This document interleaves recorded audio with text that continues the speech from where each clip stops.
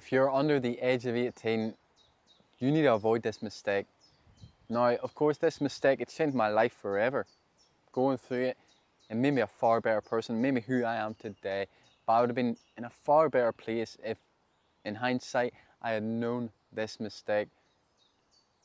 It all started when I was about 13, maybe 14.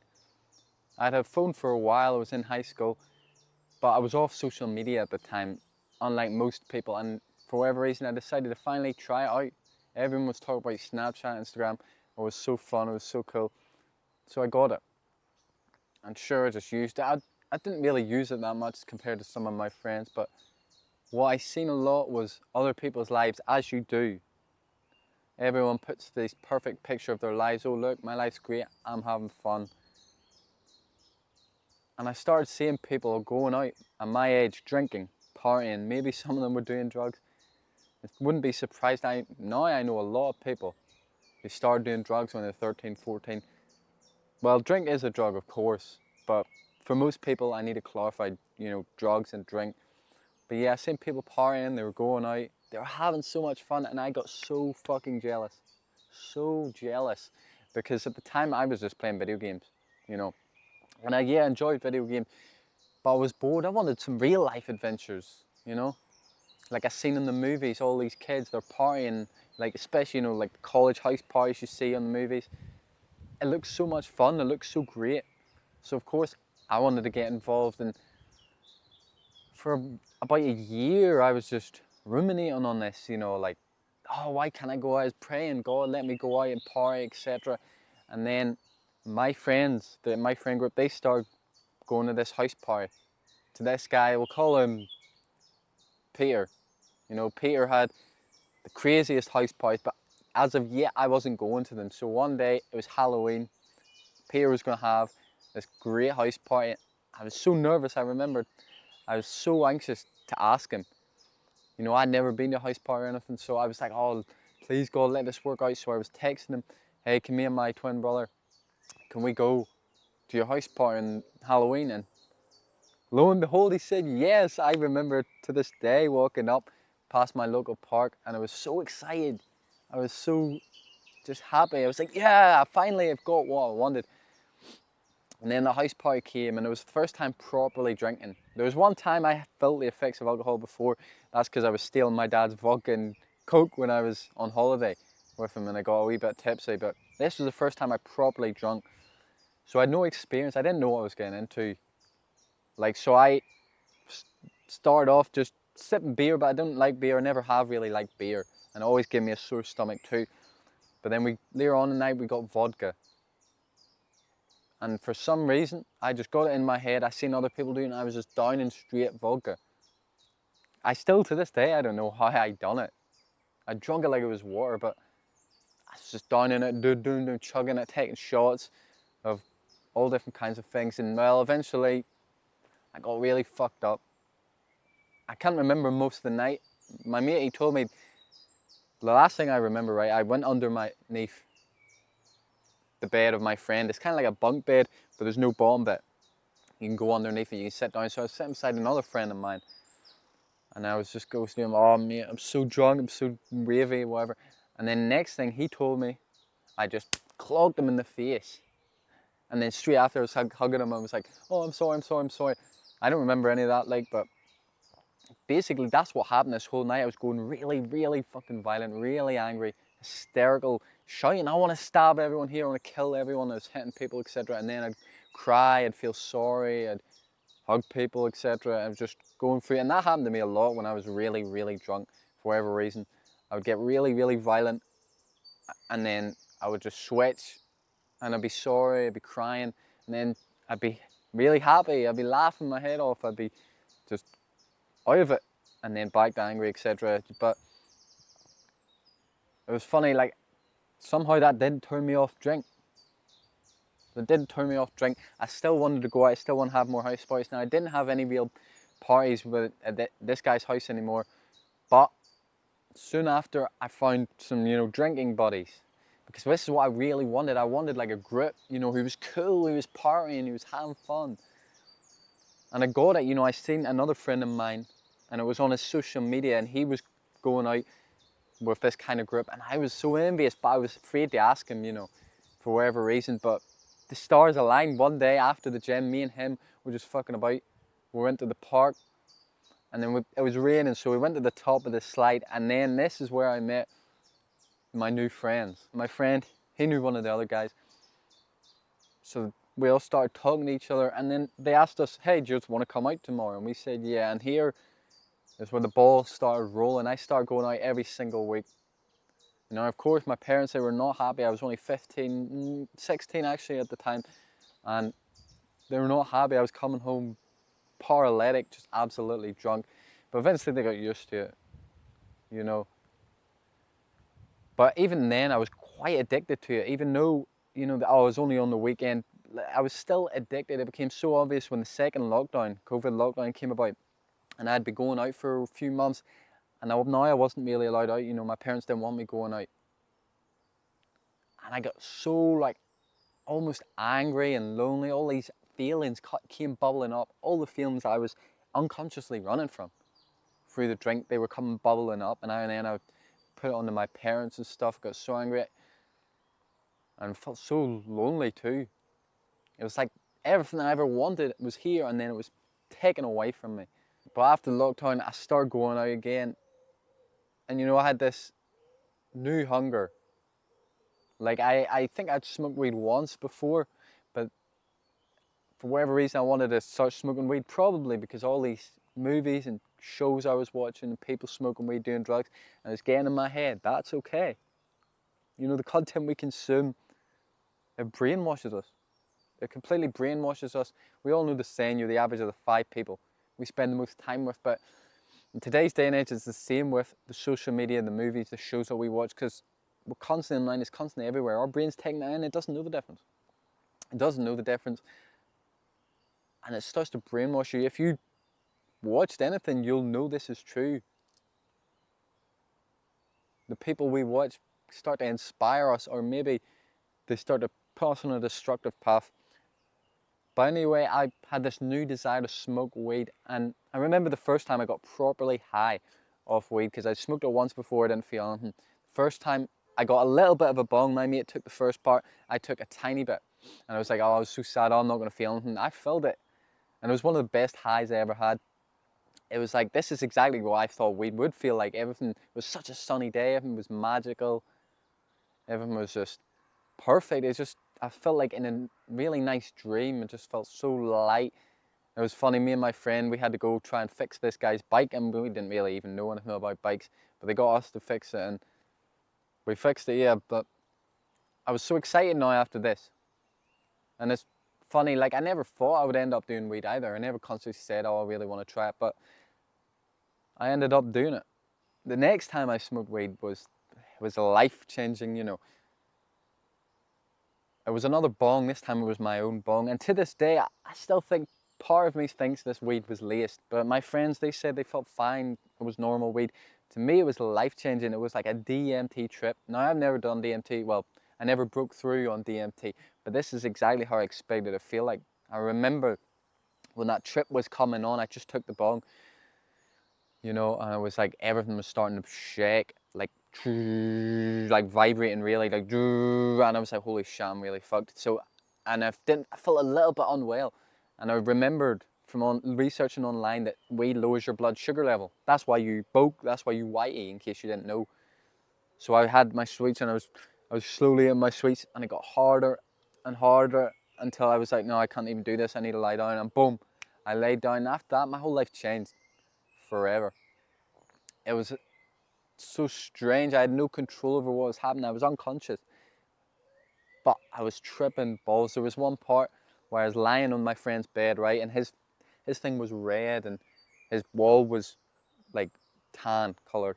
So I was lying on it, and it was changing colors, and it changed into my brother's bedroom. When we were younger, the wall was blue, the bed was red as well, like my friend's. And I could hear my mom shouting and stuff. You know, it was taking me through time. It was so scary. And I remember there was one part where I was lying on the bed next to a friend of mine. I look over to him, You know, he patted me on the head and then I fall, boom, I fall unconscious. And that happened again and again and again, thousands and thousands of times.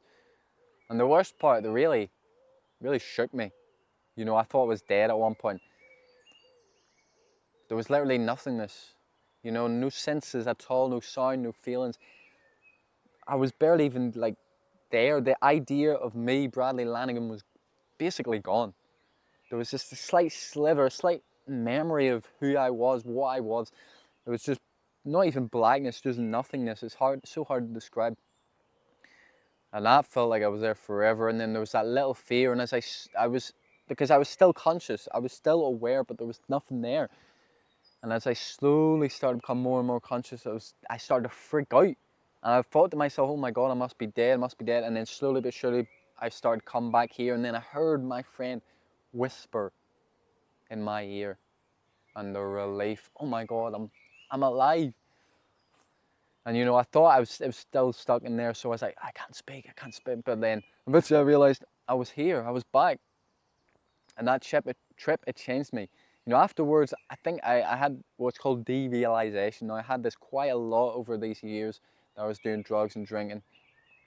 You feel disconnected even from yourself, like you don't even feel real. But at the time, I didn't know what it was. I just felt weird. But one thing that was certain, after that trip, I felt more alive than ever. Now, I'm not condoning drugs at all. In fact, this should have scared me off weed because this was very traumatic, this trip. But it felt like my whole life before I was just in this daze, daydreaming. I wasn't really there, but now, boom, I was fully in control. And I always said to myself, you know, I would never, ever do hard drugs, but I just smoke and drink. And this is what I would say to myself. But guess what? I fucking done hard drugs, man. Because honestly, it's so true. Weed is a great drug. Every drug is. All of it is. You know, go on to the next one. So many times I broke my word when I said I would never do this or that. Never do coke. I ended up doing coke, never do Xanax. I said I would never do any hard drug. I ended up doing it because it changes your brain. And of course, you're around people who are maybe doing it, that's influencing you. You're maybe watching people doing it on your phone, that's influencing you. And this led me to do it. And of course, peer pressure played a massive role because I remember the day so clearly. I was at Red's, a pull hall. And there was a few of us here, but two of my closest mates at the time, they'd snuck off. And I was so like, scared, I was anxious almost. I was wondering what they were up to. I was thinking they were maybe getting weed behind my back, so I went in to try to find them. And I was like, what are you boys doing? What are you up to? And eventually he told me, he said, we taken ecstasy, which is MDMA, the pill form of MDMA. And then in that moment, instantly I was like, where can I get some? Even though this whole time I would say I would never do it. I would never do drugs. I never like do hard drugs. I ended up doing it. And this put me on a cascade for the next 2 years. This was at 17. And from there it just got worse and worse and worse and worse. Kept doing things I said I would never do, including butane, which is lighter gas, man. Butane. Of course, I always thought, what the hell, I'd never do butane. At the time, right, when I found out butane got you high, I was doing drugs anyway. I was like, what the fuck? What the hell's wrong with some people? I ended up doing it. See, this happened to me quite a lot in my life. You know, my brain would be like, what the hell? Why would anyone do that? Why would anyone be like that? It happened with the drugs. Why would anyone be a druggie, a junkie? What the fuck? I ended up becoming one, doing drugs every single day. It happened with depression. Me and my friends in school, we would laugh, like, what the fuck? Why would anyone be depressed? Why would anyone self-harm? That's so retarded, blah, blah, blah. I ended up being depressed and self-harming during this period of being a drug addict. Like, life has a funny way of, you know, putting on us what we think is impossible. You know, putting us down. It's like Icarus flying too close to the sun, thinking he's a god, and then his wings melt. But these stuff, they help us learn. I'm so glad I went through it, but it will take your life. Well, it could take your life. I got out of it. It made me stronger, made me better. So many people don't. I know people still today doing drugs. So many people, it takes their life. Literally, my sister, she died from drugs. It's not a world you want to get into. And when I say drugs, I include alcohol. It's so glamorized, partying, drinking, having fun, yeah. especially the drink, of course. But it's not at all. It's just a vice. It's just something you put into your life when you've got nothing else going for you. And of course, there's rich people too, and everyone, people who have achieved their goals, who do that stuff too, right? But that's because they've done it their whole life. That's because it's everywhere, it's pushed on us, but it's really just going to hold you back. Now, not all drugs are horrible, right? You know, some of them helped me. That first time I done ecstasy helped me become more empathetic. I've done shrooms that helped me to see life how it really is. It helped me to let go of pain. I had got jumped. Quite a few times I've been jumped. I've been attacked by multiple people. And that last time, I felt so angry. I felt really, in fact, I test, that's which side is it? That test. Yeah, it used to be like fixed, but it came out and I haven't got it fixed again yet. Well, that was from the last time I got jumped and I felt so angry. It was like, how can this happen to me again? You know, and I'd done nothing. It's not like I had provoked this. Like, I looked at this guy in his eyes. I made eye contact with him, and then later on he came up with his boys and was like, what was that look about?